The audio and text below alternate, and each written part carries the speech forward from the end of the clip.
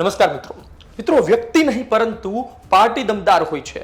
ભારતીય જનતા પાર્ટીએ ભાવનગર અમરેલીમાં ફરી એક વખત સંદેશ આપ્યો છે અને ચાણક્ય બુદ્ધિ પ્રમાણે કામ કર્યું છે। પાર્ટી સામે પડશો, પાર્ટીના નેતાઓ સામે પડશો તો પછી આવનાર દિવસોમાં કાર્યવાહી માટે તૈયાર રહેજો।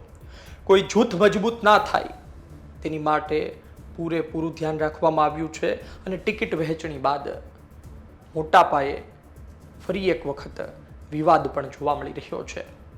વાત એ છે કે આ વિવાદ ક્યાં પહોંચશે, વાત એ છે કે આ જૂથવાદ ક્યાં પહોંચશે, વાત એ છે કે આ બધા જે અપક્ષ લડવાની વાતો કરી રહ્યા છે, સામે પડવાની વાતો કરી રહ્યા છે, તેમનામાં દમખમ કેટલો છે। વિસ્તારથી વાત કરું તો ભારતીય જનતા પાર્ટીએ જે ટિકિટ વહેંચણી કરી છે તેમાં ભલભલા નેતાઓ આશ્ચર્યમાં છે। નેતાઓ વિચારી રહ્યા છે કે ભાજપ આવું અમારી સાથે કઈ રીતે કરી શકે।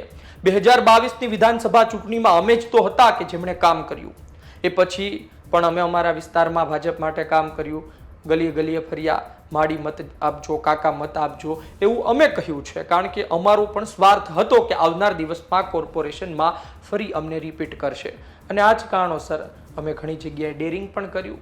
પરિણામ શું મળ્યું? ભારતીય જનતા પાર્ટીએ કાર્યવાહી કરી અને કહ્યું કે તમે હવે ઘરે બેસો, તમારા પરિવારમાંથી કોઈ નવા વ્યક્તિને અમે ટિકિટ આપી દેશું પણ તમે નહીં, હવે બસ બહુ થયું।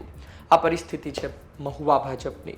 અને બીજી તરફ ભૂતકાળમાં જે વિવાદ થયો હતો, બગદાણા વિવાદ, તેમાં પણ જોડાયેલા ચહેરા અને તેમના પરિવારથી આવતા ચહેરાની ટિકિટ ફરી એક વખત આપવામાં આવી છે। થોડી વાત કરી લઈએ મહુવા ભારતીય જનતા પાર્ટીની, ત્યારબાદ વાત કરીએ બગદાણા બબાલ માયાભાઈ આહિરના પરિવારની। મહુવા ભારતીય જનતા પાર્ટીમાં જૂથવાદ ચાલે છે। બાળકને તમે પૂછો એ વિસ્તારમાં તો એમને પણ ખબર છે કે હવે આ લોકોને નથી ભળતું।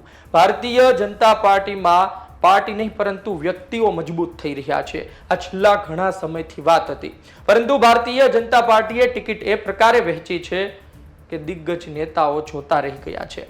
એમાં કહી શકાય કે કોઈ જૂથનું સંપૂર્ણ નથી ચાલ્યું।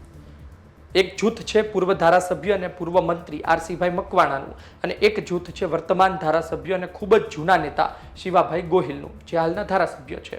આ બંનેના ગ્રુપની વાત કરીએ તો જે આરસીભાઈ મકવાણા છે પૂર્વ મંત્રી, એમના જે ગ્રુપના સદસ્યો હતા, ભૂતકાળમાં જેઓ કોર્પોરેટર હતા અને નગરપાલિકામાં તેઓ સામે પડ્યા હતા, બજેટનો વિરોધ કર્યો હતો અને ત્યારબાદ મહુવાની રાજનીતિ ગરમાઈ હતી। તમામના પત્તા કપાઈ ગયા છે, ટિકિટો કપાઈ ગઈ છે।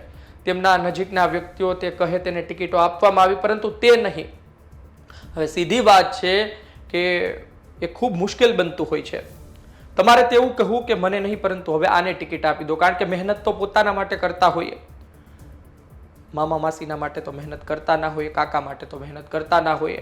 આવનાર દિવસમાં તેઓ પોતે ચૂંટણી લડી શકે માટે મહેનત કરતા હતા, તેઓને તેમના નેતા પર વિશ્વાસ હતો, પરંતુ ભાજપે તમામના પત્તા કાપી નાખ્યા છે અને કહ્યું છે કે વ્યક્તિ મજબૂત નહીં ચાલે, પાર્ટી મજબૂત હોવી જોઈએ। તમે બેકગ્રાઉન્ડમાં રહ્યો, કમળને આગળ રાખો, કમળ કરતા આગળ વધ્યા તો પછી કાપી નાખશું।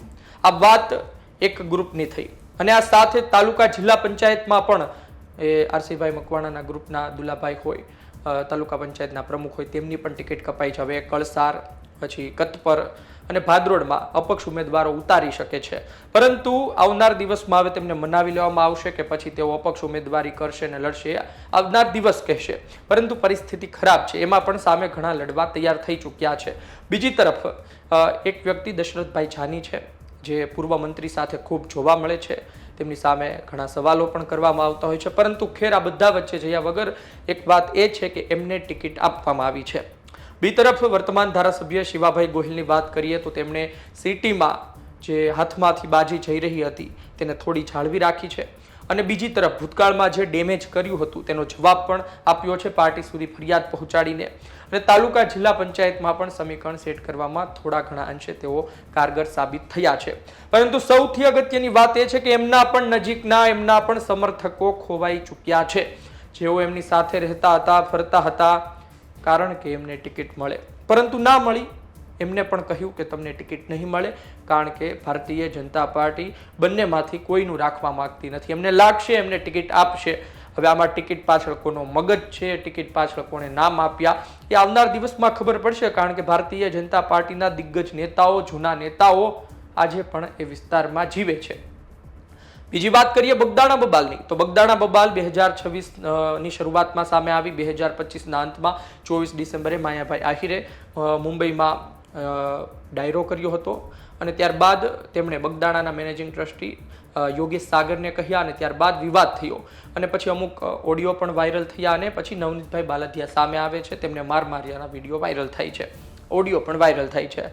હવે માયાભાઈ આહિરના દીકરા અને જયરાજભાઈ આહિરના બેન સોનલબેન ડેરને ટિકિટ આપવામાં આવી છે ચાબડ તાલુકા પંચાયતમાંથી. આરોગ્ય સમિતિમાં એ પરિવાર રહી ચૂક્યો છે, આરોગ્ય સમિતિમાં ચેરમેન પણ રહ્યા છે. લાઠી જિલ્લા પંચાયતની વાત હોય તો કામ કર્યું છે, એટલે કે ફરી એક વખત ટિકિટ આપવામાં આવી છે તાલુકા પંચાયતમાંથી. હવે તમે કહેશો કે આમાં શું વાત છે? વાત એ છે કે વિવાદ બાદ પણ પરિવારને ટિકિટ આપવામાં આવી છે. વાત એ પણ કહેવાય કે સોનલબેનના લગ્ન થઈ ચૂક્યા છે અને એમનો જે પરિવાર છે એ પણ રાજકીય રીતે ખૂબ મજબૂત છે, દબદબો ધરાવે છે, તો સીધી વાત છે એ દ્રષ્ટિએ પણ ટિકિટ આપવામાં આવી હોય 100% સાચી વાત છે. પણ તેમની સામે પણ બગદાણા બબાલમાં ઘણા લોકો પડ્યા હતા. એ પછી ભૂતનાથ મંદિર પાસે એક સંમેલનની વાત તો એમાં પણ ઘણા સરપંચો આગળ પડતા હતા, તેમાં પણ પત્તા કપાયા છે. ઘણા લોકો કોળી સમાજના યુવા આગેવાન સાથે રેલીમાં જોડાયા હતા, તેમના પણ પત્તા કપાયા છે, જેઓ આવનાર દિવસમાં અપક્ષ લડવાની વાતો પણ કરી રહ્યા છે. એટલે કહેવાનો મતલબ એ છે કે ભારતીય જનતા પાર્ટીએ ખૂબ વિચારીને એ વિસ્તારમાં ટિકિટ વહેંચણી કરી દીધી છે. ભારતીય જનતા પાર્ટી આ બધી બાબતમાં માહેર છે. વિજયભાઈ રૂપાણી સાથે રહેતા મોટા મોટા મંત્રીઓને ઘર ભેગા કરી શકે તો આ બધા નાના નાના નેતાઓ શું છે તેવું વિચારી તે એક પછી એક પગલાં ભરી રહી છે અને તપાસી રહી છે કે કયા નેતામાં એવું ડેરિંગ છે, કયા નેતામાં એ તાકાત છે કે અમારી સામે વિરોધ કરે, અમારી સામે પડે, રાજીનામાની વાતો કરે, પછી રાજીનામા તેઓ પાછા ખેંચી લેતા હોય છે. પણ આ વખતે જો અપક્ષ પેનલ ઉતરેના સાથે વિસ્તારમાં કનુભાઈ કળસરિયા પણ પોતે જિલ્લા પંચાયત તાલુકા પંચાયતમાં લડાવી રહ્યા છે અને શહેરમાં જો સારા ઉમેદવારો મળશે, સારા સાથીઓ મળશે તો એમણે કહ્યું છે કે ત્યાં પણ ઉતારશું. એટલે ત્યાંની પણ વાત છે. એટલે કે આવનાર દિવસમાં મહુવામાં માહોલ ગરમાશે અને ભૂતકાળના વિવાદને લઈ પડઘા પડી રહ્યા છે. ભારતીય જનતા પાર્ટીએ સપાટો બોલાવી દીધો છે અને જે નેતાઓ તેવું કહીને ફરતા હતા કે ભારતીય જનતા પાર્ટી એટલે કે અમે, જોઈ લો તમે, ભારતીય જનતા પાર્ટી એટલે કે અમે છીએ, આ વિસ્તારમાં ભાજપનું કંઈ કામ કરાવવું હોય તો અમારા સિવાય ન થાય, તેના મોઢા આજની તારીખે પડેલા છે. અને બંને ગ્રુપમાં એમના સમર્થકોને એમના નેતાજી પર હવે સવાલ થઈ રહ્યા છે, શંકા થઈ રહી છે કે અમે જેમના પર વિશ્વાસ કર્યો, અમે જેમના પર આંધળો વિશ્વાસ કર્યો કે આ વ્યક્તિ છે ત્યાં સુધી અમારે શું ડરવાનું, એમનો પન્નો ટૂંકો પડ્યો છે. આપનું શું કહેવું છે? કોમેન્ટ બોક્સમાં લખજો. આપ શું વિચારો છો? ધન્યવાદ.